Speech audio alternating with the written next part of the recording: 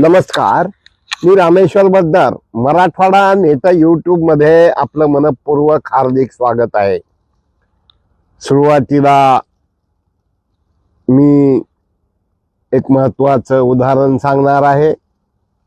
स्वर्गीय विलासरावजी देशमुख जेव्हा जिल्हा परिषदच्या निवडणुकीला प्रचाराला जायचे त्यावेळेस म्हणायचे की वाढत्या हा ओळखीचा असला पाहिजे, म्हणजे आपल्याला नुकती वगैरे जेवण व्यवस्थित मिळतंय. केंद्रात सरकार काँग्रेसचं आहे, राज्यात सरकार काँग्रेसचं आहे, मग जिल्हा परिषद पंचायत समितीला सुद्धा काँग्रेसचं सरकार असलं पाहिजे. नेमकं तोच धागा पकडून मी सांगू इच्छितो की आज केंद्र सरकार भाजपचं आहे, महाराष्ट्रात सरकार भाजपचं आहे आणि जिल्हा परिषद आणि पंचायत समित्याला त्या विचाराचं सरकार आलं तर विकास निधी अधिक होऊ शकतो.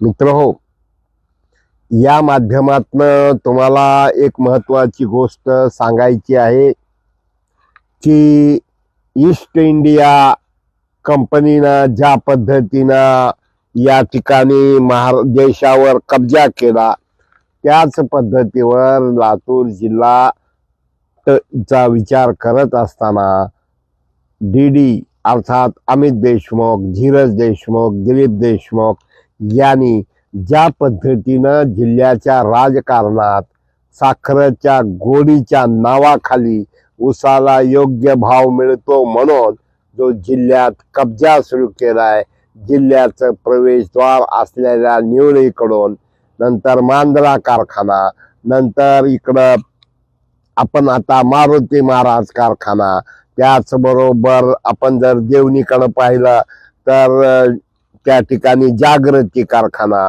उदगीरला विकास 2 कारखाना आणि त्याचबरोबर त्यांनी रेणा साखर कारखाना. म्हणजे ह्या साखरेच्या गोडीच्या नावाखाली तुम्हाला जगायचं असेल तर तुम्हाला आमच्याशिवाय पर्याय नाही असं एक वातावरण निर्माण केलं होतं. म्हणजे सत्तेतून संपत्ती, संपत्तीतून सत्ता या दुष्टचक्रात लोक अडकलेले होते आणि आपल्याला जिल्ह्याच्या राजकारणाचा विचार करत असताना अत्यंत गांभीर्यानं सांगावंसं वाटतं की या जिल्हा परिषदच्या निवडणुकीमध्ये आपल्याला ईस्ट इंडिया कंपनीपासून लातूरला जिल्ह्याला मुक्तता द्यायची. मला कालच सुषमाताई अंधारे यांचा एक व्हिडिओ फेसबुक लाईव्ह आवडलं आणि खरं म्हणजे लातूरमध्ये याबद्दल कोणीच बोलू शकलं नाही. त्या म्हणतात की एवढ्या संवेदनशील माणसाला लोक आमदार म्हणून कसं देतात, ते मी नाही सांगत, त्या सुषमा अंधारे सांगतात. त्यांची काय पोस्ट आहे ते पहा, म्हणजे लक्षात येईल. लातूरमध्ये आंबेडकर चौकात मुलांची भांडणं काय होतात, चाकूनं एक मुलगा दुसऱ्याला भोसकतो काय, अपघातानं अमित देशमुख त्या ठिकाणी गाडीच्या ताफ्यासहित येतात काय आणि त्यावेळा ते उभा राहतात, दुरून उभा राहतात, स्वतःच्या गाडीत नाही, आपल्या गाडीतल्या ताफ्यात नाही, तर ते फोन करून गाडी घेऊन जा म्हणजे भला टाळायचं काम करतात.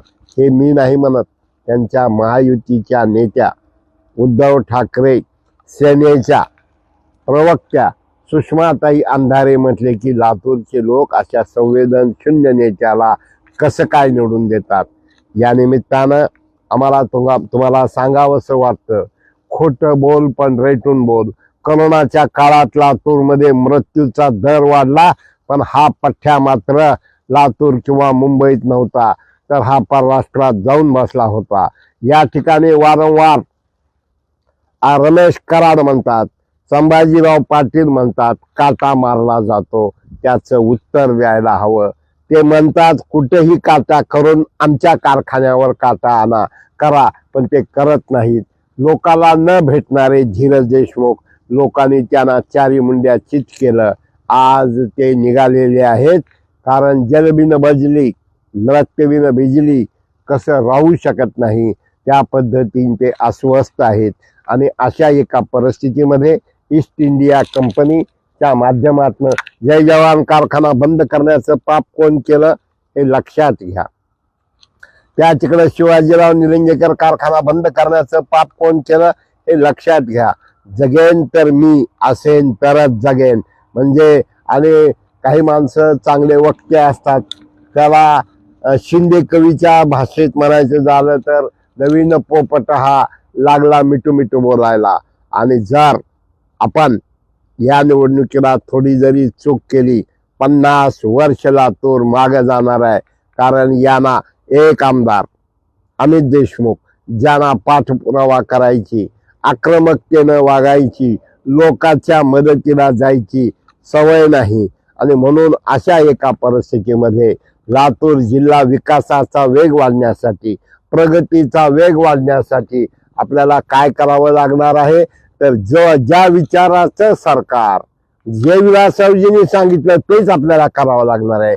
ज्या विचाराचं सरकार केंद्रात आहे, ज्या विचाराचं सरकार राज्यात आहे, त्याच विचाराची जिल्हा परिषद आली म्हणजे आपल्याला विकासाला वेग वाढणार आहे. मी म्हणजे विकास नाही, गोरा गोमटा देखना पोपटासारखा बोलणारा नेता म्हणजे विकास नाही. ज्याने महानगरपालिकेत काय चाललंय कधी बघितलं नाही, त्यांच्या पक्षाचा महापौर असताना सुद्धा जिल्हा परिषदेमध्ये फक्त सत्ता पाहिजे, लोकांना भेटायचं नाही, बोलायचं नाही.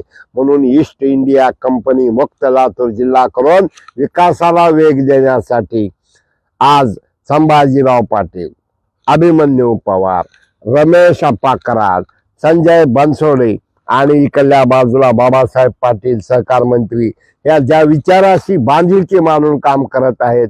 तर मित्र हो, मराठवाडा नेता यूट्यूब शेअर करा, सबस्क्राईब करा, लाईक करा आणि लक्षात ठेवा ईस्ट इंडिया कंपनी मुक्त, ईस्ट इंडिया कंपनी मुक्त आपल्याला लातूर जिल्हा करायचा आहे.